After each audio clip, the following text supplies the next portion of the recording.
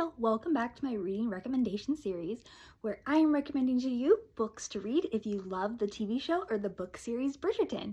Today's highlight is another series by Julia Quinn, Agents of the Crown. Now this includes two books, which is How to Catch an Heiress and How to Marry a Marquise. Now I recommend reading these books in order that I'm going to provide to you because it makes the most chronological sense. So the first book of How to Catch an Heiress is the story of Caroline Trent, who is kidnapped by Blake Ravencroft due to a case of mistaken identity. He accidentally kidnaps her when he's attempting to kidnap and apprehend an actual criminal.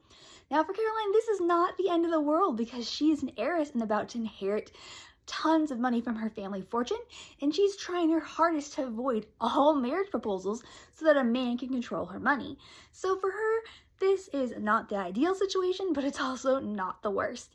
It's a great adventurous read. Now for book number 2, this has a familiar face within it, How to Marry a Marquise. This is the story of Elizabeth, who finds an instruction manual on how to marry a marquise in her employer's library. Her employer is Lady Danbury, so we have a return Bridgerton character. Now Elizabeth is not looking to get married, but she goes ahead and decides to give the book a read, as she is currently the oldest sibling and taking care of her 3 younger siblings now that her parents have passed.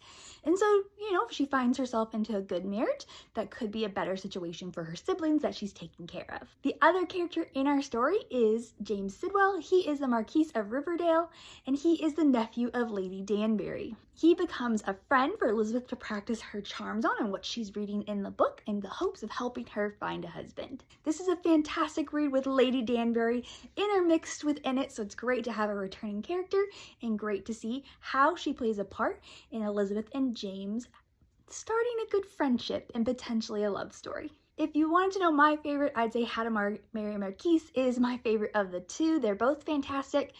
And I'll say I'm biased. I think the return of Lady Danbury is an amazing, extra character in this story. I'm glad she is making an appearance outside of just the Bridgerton world.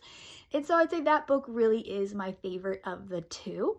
Once you've had a chance to read both, please come back and let us know in the comments which one is your favorite of the two. I hope you all have a wonderful day and happy reading.